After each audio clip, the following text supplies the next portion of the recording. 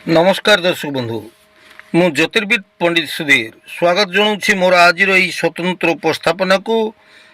दर्शक बंधु आमे जड़े सरल निरीह निष्कपट लोक तथापि आम पछरे अनेक बलशाली शत्रु आम प्रति ईर्ष्यान्वित होई कौन से कारण न थाई आम प्रति ईर्ष्यान्वित होई सेमाने आम प्रति शत्रुता आचरण करुछंती। आमर प्रगति को सेमाने देखि सही पारु नाहंती, जहाकू आमे शत्रु बोलिकरी विवेचना करुछु।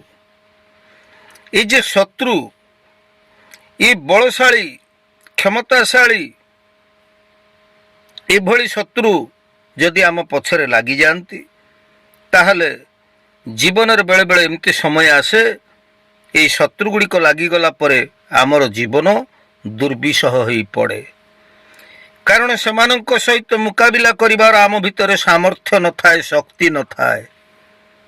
ताहले एपरि क्षेत्र रे आमे करिबा कोन? दर्शक बंधु, शत्रु को शांति करिवा पाई, शत्रु को शत्रुर शत्रुता आचरण मुक्ति पाइबा पाई, शत्रुर मुह को चुप करिवा पाई, शत्रुर षड़यंत्र को अचल करदेवा पाई, शत्रुर क्षति करिवा पाई नुहे बरं शत्रुता आचरण करुथिबा लोकर शत्रुता मनोभाव को दबेई दबा पाई, शत्रु को मित्र रे परिणत करिबा पाई प्राचीन ज्योतिष शास्त्र दुर्लभ जहाँ अत्यंत विरल, जहाँ को आपण आजिकाली आर्टिफिशियल इंटेलिजेंस बा आपणकर कौन सी इंटरनेट रे जो तथ्य आपण पाई परिबे नहीं, से प्रकार दुर्लभ ज्योतिषीय प्रभावशाली ज्योतिषीय उपाय मु आपण मानक पाई नहीं आसुची। जन कल्याण पाई, आपण मानकर कल्याण पाई मोर ई छोटिया प्रयास। शर्त एठी जे जदि प्रकृत रे आपण जने निर्दोष लोक, निरीह लोक, धर्मपरायण लोक, सचोट लोक, सत पथर थिबा लोक, किंतु अनावश्यक शत्रु आपण को हैरान हरकत करुछंती, से शत्रु को वशीभूत करिवा पाई, से शत्रुर योजना को पंड करदेवा पाई, से शत्रुर शत्रुता आचरण को संपूर्ण विनाश करिवा पाई जो रहिछि दुर्लभ तथ्य ताहा जी मु आपण मानक पाई प्रदान करने को जाऊँ। प्रकार दुर्लभ तथ्य जहाँ शत्रु को स्तंभीभूत कर दे था। जो व्यक्ति मानकर व्यक्तिगत जीवन रे किसी समस्या चलुची, जो मैंने जातक विचार करने चाहूँगी, जो व्यक्ति माने जीवन रे विभिन्न प्रकार जेकोसी प्रकार समस्या हो ना कहीं, जदि समस्या संपर्क रे आपण आम ठारू जानिबा को चाहूचंती एवं से समस्यार निराकरण संपर्क जानिबा को चाहूचंती, ताहले मोर दिया जाइथिबा ए व्हाट्सएप नंबर को आसी आपण मो सहित जोगाजोग करि परिबे। किंतु ध्यान देबे, व्यक्तिगत परामर्श जहाँ आपण नेबे एहा निशुल्क सेवा नुहे। ताला आसंतु जानिबा शत्रु शांति करिया पई कोन रहिछि से दुर्लभ उपाय। दर्शक बंधु, अमावास्या दिन किंबा मासर जेकोसी शनिवार दिन गोलमरीच, आपण माने गोलमरीच संपर्क रे समस्त जानिचंती। ए गोलमरीच आपण गोटी आणंतु।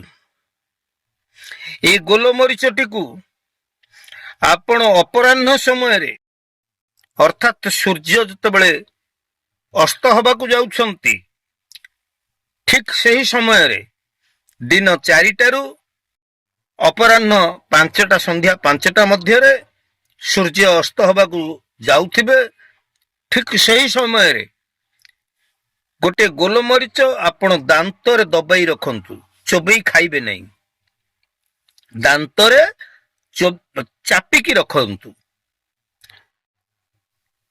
ଦାନ୍ତରେ ଚାପି ରଖି ଆପଣ ଶତ୍ରୁର ନାମକୁ ମନ ଭିତରେ ଉଚ୍ଚାରଣ କରନ୍ତୁ। ଯେଉଁ ଶତ୍ରୁ, ବଳଶାଳୀ ଶତ୍ରୁ ଆପଣଙ୍କ ପଛରେ ଲାଗିଛନ୍ତି, ଆପଣଙ୍କୁ ହଇରାଣ ହରକତ କରୁଛନ୍ତି, ତାଙ୍କ ନାଁ ମନେ ମନେ ଆପଣ କହନ୍ତୁ, 7 ଥର କହିଦିଅନ୍ତୁ। ଏଥର ଆପଣ ଦାନ୍ତରୁ ଚାପି ରଖିଥିବା ସେ ଯେ ଗୋଲମରିଚଟିକୁ ହାତରେ କାଢି ଦିଅନ୍ତୁ।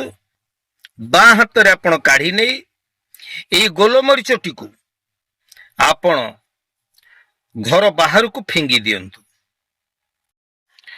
ଏଇଭଳି ଯଦି ପ୍ରତ୍ୟେକ ଶନିବାରରେ ଆପଣ ଏଇ ଉପାୟ କରିବା ସହିତ ଶନିବାରରେ ଆପଣ ଯେତେବେଳେ ଯାଉଛନ୍ତି ଆପଣଙ୍କର ଲାଟ୍ରିନ୍କୁ, ଯେତେବେଳେ ଆପଣ ଶୌଚାଳୟକୁ ଯାଉଛନ୍ତି, ସେତେବେଳେ ଆପଣ ପାଖରେ ଥିବା ପାଣିରେ ଆପଣଙ୍କର ଇଣ୍ଡେକ୍ସ ଫିଙ୍ଗର, ଆପଣଙ୍କର ବିଶି ଆଙ୍ଗୁଠି ଏହାକୁ ପାଣିରେ ବୁଡେଇ ଆପଣଙ୍କର ଯୋଉ ଟଏଲେଟ ରହିଛି, ଟଏଲେଟର ଯୋଉ ମେଜିଆ ରହିଛି ବା ଟଏଲେଟରେ ଯୋଉ ୱାଲ ରହିଛି, କାନ୍ଥ ରହିଛି, ଆପଣ ଇଣ୍ଡେକ୍ସ ଫିଙ୍ଗରକୁ ବୁଡେଇ ପାଣିରେ ଶତ୍ରୁର ନାମଟି ଲେଖନ୍ତୁ। ଯଦି ଡାକ ନାଁ ଛୋଟିଆ ନାଁଟେ ହେଲା ଭଲ, ନାମଟି ଲେଖି ଦିଅନ୍ତୁ ଏବଂ ସେଇ ଯେ ନାଁଟି ଆପଣ ଲେଖିଦେଲେ ଆପଣ ବାମ ପାଦରେ ସେ ଲେଖା ଉପରେ 3 ଗୋଇଠା ଦିଅନ୍ତୁ ଏବଂ ସେ ବ୍ୟକ୍ତିର ନାଁ ଧରିକି ମନ ଭିତରେ ଆପଣ କୁହନ୍ତୁ ଯେ ଅମୁକ ଲୋକ, ତୁମେ ମୋ ପିଛାରେ ଲାଗ ନାହିଁ, ତୁମେ ମୋର କୌଣସି ଅନିଷ୍ଟ କର ନାହିଁ, ତୁମେ ଆଜିଠାରୁ, ଏବେଠାରୁ, ଏଇ ମୁହୂର୍ତ୍ତରୁ ଶତ୍ରୁତା ଛାଡ଼ି ଦିଅ। ଶତ୍ରୁ ଯେତେ ବଡ଼ ଷଡ଼ଯନ୍ତ୍ର କରୁଥାଉ ନା କାହିଁକି, ପ୍ରିୟ ଦର୍ଶକ ବନ୍ଧୁ, 5 ଶନିବାର ଗୋଲମରିଚ ଯେମିତି ମୁଁ କହିଲି ଦାନ୍ତରେ ଦବେଇ ରଖିବା କଥା, ତାକୁ ଫିଙ୍ଗି ଦେବେ। ଆପଣ ଲାଟ୍ରିନ୍କି ଯିବେ, ଇଣ୍ଡେକ୍ସ ଫିଙ୍ଗରରେ ନାଁ ଲେଖିବେ ପାଣି ସାହାଯ୍ୟରେ ଏବଂ ତାକୁ ଗୋଇଠା ମାରି ଆପଣ ଶତ୍ରୁର ନାଁ କହି ଆପଣ এই ପ୍ରକାରର ଉପାୟ କରନ୍ତୁ। ଶତ୍ରୁର ଯେତେ ଷଡ଼ଯନ୍ତ୍ର ଚାଲିଥିବ ଆପଣଙ୍କ ପାଇଁ, ସେ ସବୁ ଷଡ଼ଯନ୍ତ୍ର ପଣ୍ଡ ହେଇଯିବ, ସେ ସବୁ ଯୋଜନା ଗୁଡ଼ିକ ତାର କୋଲାପ୍ସ ହେଇଯିବ। ପରୀକ୍ଷା କରନ୍ତୁ। ଆପଣ ହିଁ ମୋର କମେଣ୍ଟ ସେକ୍ସନରେ ଲେଖିବା ପାଇଁ ବାଧ୍ୟ ହେବେ ଯେ ଏଇ ଉପାୟ, ଜ୍ୟୋତିଷ ଶାସ୍ତ୍ରର ଏଇ ଦୁର୍ଲଭ ବିରଳ ଉପାୟ ଆପଣଙ୍କ ପାଇଁ କେମିତି କାମ କରୁଛି। ମୁଁ ଏଇ ଚ୍ୟାନେଲରେ ଅଛି, ଆପଣ ଆସି କମେଣ୍ଟସରେ ମଧ୍ୟ ନିଜର ପ୍ରତିକ୍ରିୟା ଦେଇପାରିବେ। ତେବେ ଆଉ ଗୋଟେ ଉପାୟ ମୁଁ ଆପଣଙ୍କୁ ମଧ୍ୟ କହିବି।